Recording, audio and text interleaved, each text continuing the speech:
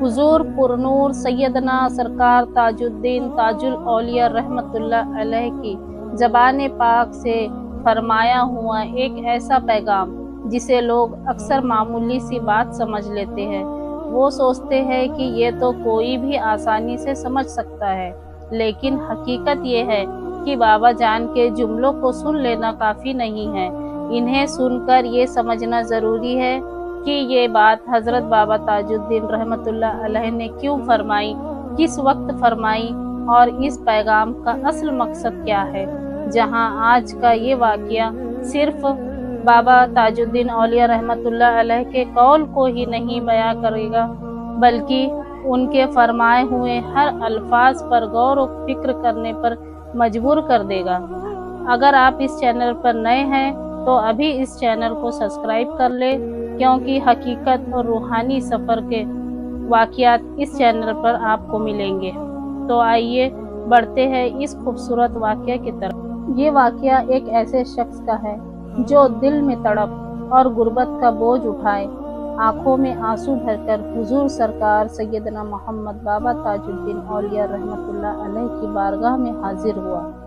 बाबा जान की बारगाह में रोते हुए अर्ज करने लगा कि हुजूर, आपकी एक नजरे करम से बहुत कुछ बदल सकता है, लोगों की किस्मत भी और जिंदगी भी। और रोते हुए अपना हाले दिल बाबा जान की बारगाह में अर्ज किया। दिल में बस एक ही उम्मीद थी, बाबा की दुआओं से उसके हालात सुधर जाएंगे। उसके फरियाद सुनकर बाबा हुजूर ने रहमत भरी निगाह से उसके तरफ उठाई और बड़ी ही शफकत से पूछा कि तुम्हारा नाम क्या है। वो कांपती आवाज में बोला, मेरा नाम मोहम्मद ताहा है। बस जैसे ही उस शख्स का नाम बाबा साहब ने सुना, बाबा ताजुद्दीन औलिया रहमतुल्लाह अलैह अजीब सी कैफियत में चले गए। उनकी हालत बदल गई, जैसे वह नाम बाबा हुजूर के दिल में उतर गया हो, जैसे किसी नूरानी राज का पर्दा उठ गया हो और उस नाम में कुछ रूहानी असर छुपा हो। बाबा जान ने फरमाया, तुम्हारे नाम पर दोनों जहां कुर्बान जी। जाओ, अब जब वापस आना तो हमारे लिए कुछ लेकर आना। बाबा हुजूर का ये फरमान सुनकर मोहम्मद ताहा का दिल खुशी से भर गया और उन्होंने बड़े ही अदब और मोहब्बत से झुककर सलाम पेश किया और वापस चले गए। घर पहुंचते ही उन्होंने मेहनत से कपड़ों का कारोबार शुरू किया। अल्लाह ताला ने उनके कारोबार में इतनी बरकत अता फरमाई कि बस 2 साल में उनकी हालात पूरी तरह से बदल गई। गुर्बत, तंगी और परेशानी जो कभी उनकी किस्मत जिंदगी हुआ करती थी, सब ऐसे दूर हो गए जैसे कभी थी ही नहीं। उनके घर में राहत, सुकून और खुशहाली उतर आई। जब मोहम्मद ताहा ने अपनी किस्मत बुलंदी पर देखा तो उनसे दिल में ख्याल आया कि बाबा ताजुद्दीन की बारगाह में हाजिर होकर उन्हें अपना हाल सुनाऊं और उनका शुक्र अदा करूं। अपने दिल में बेइंतहा खुशी और एहतराम लिए वो फिर उस पाक बारगाह की तरफ रवाना हुए जहां से उनकी जिंदगी बदली थी। मोहम्मद ताहा ने जाते हुए 1 किलो लड्डू लिए और अदब से बाबा ताजुद्दीन रहमतुल्लाह अलैह की बारगाह में हाजिर हुए। उसने बाबा जान के सामने लड्डू रखकर अर्ज किया, हुजूर, आपकी दुआओं के सदके अल्लाह पाक ने मुझे तमाम खुशियों से नवाजा है। अब मैं बहुत खुश हूँ और मेरा परिवार भी। मेरे सरकार, मैं आपके लिए ये लड्डू लेकर आया हूँ। उसकी बात सुनकर बाबा साहब ने मुस्कुराहट बिखेरी। वे मुस्कुराने लगे जिसमें रहमत और करम का नूर था।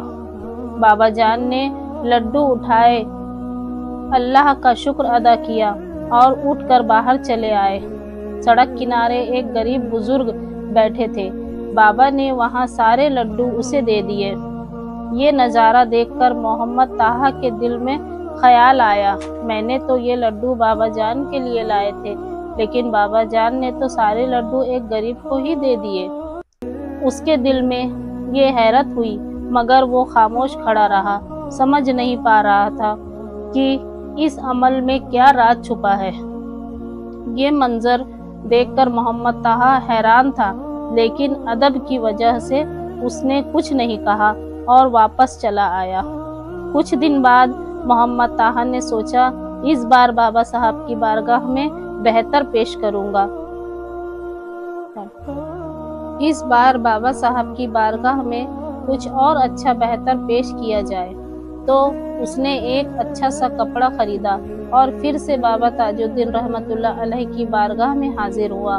محمد طاہا نے بڑے ہی ادب سے سلام کیا اور وہ کپڑا بابا جان کے سامنے رکھ کر عرض کیا، حضور میں آپ کے لیے یہ کپڑا لایا ہوں۔ محمد طاہا کے کپڑے کو دیکھ کر بابا صاحب نے کپڑے کو اٹھایا اور پچھلی بار کی طرح اس بار بھی بابا صاحب پیچھے کی طرف اس بوڑھے غریب جو سڑک کے کنارے بیٹھا تھا، بابا نے وہ کپڑا بھی اسی غریب کو دے دیا اور اللہ کا شکر ادا کیا۔ یہ منظر دیکھ کر اس بار بھی محمد طاہا پریشان ہوئے۔ ان کے دل میں خیال اٹھنے لگے، جو چیز میں بابا جان کے لیے لاتا ہوں، بابا جان وہ چیز اس غریب کو کیوں دے دیتے ہیں؟ آخر اس میں کیا راز ہے؟ وہ سمجھ نہیں پا رہے تھے کہ اس روحانی عمل کے پیچھے کیا حکمت چھپی ہے۔ تھوڑی دیر رکنے کے بعد محمد طاہا وہاں سے واپس آ گئے، لیکن ان کے دل دماغ میں بس ایک ہی خیال گھومتا رہا، آخر بابا جان ایسا کیوں کر رہے ہیں؟ گھر پہنچ کر بھی وہی خیال ان کے ساتھ تھا۔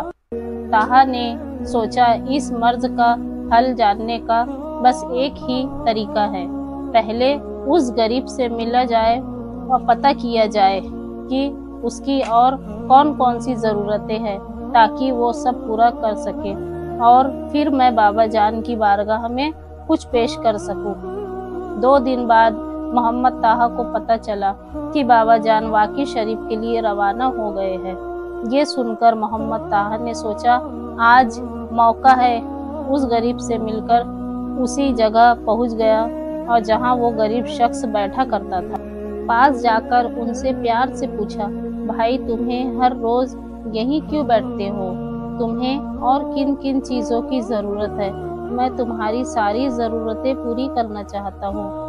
اس کے لہجے میں سچائی بھی تھی اور الجھن بھی، کیونکہ وہ سچ میں سمجھنا چاہتا تھا کہ اس غریب کی حالت اور اس کی ضرورت کیا ہے۔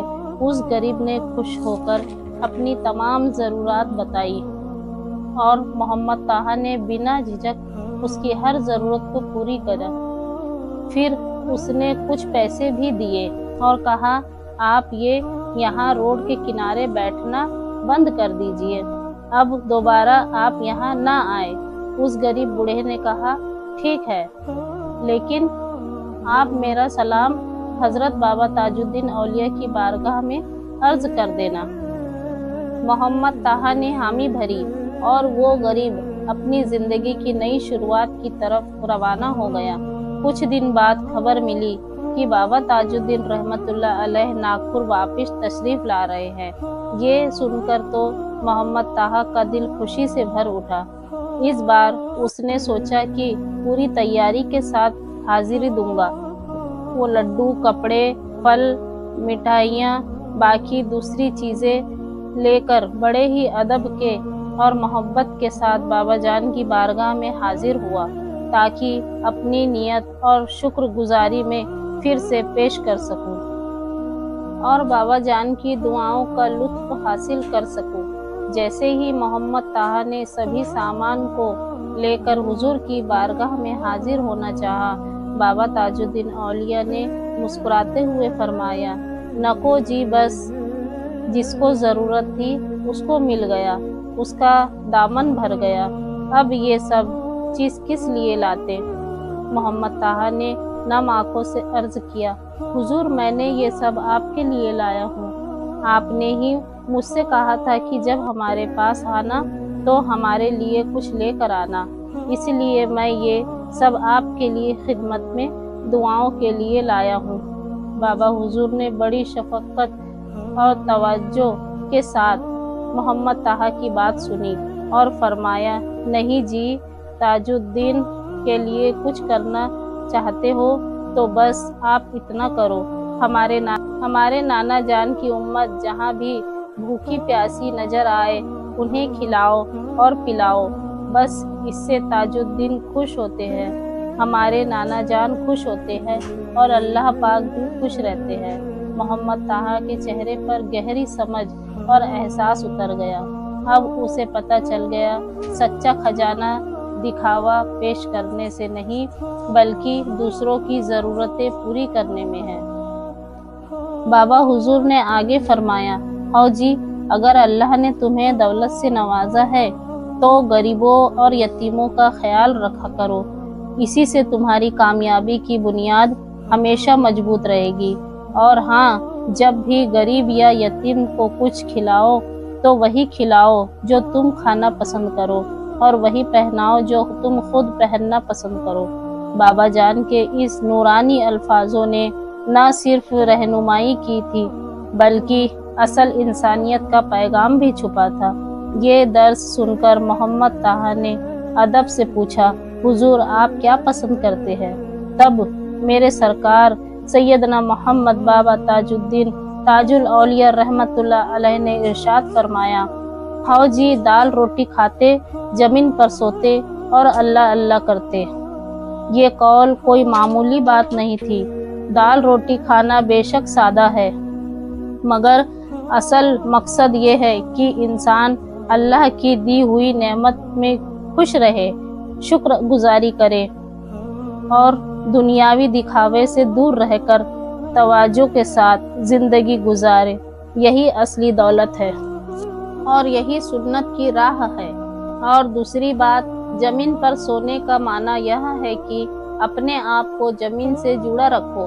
انسان اسی مٹی سے بنا ہے اور ایک دن اسی مٹی میں مل جائے گا، اس لیے گھمنڈ، دکھاوا اور تکبر سے دور رہو اور اپنی اصلیت کو کبھی نہ بھولو۔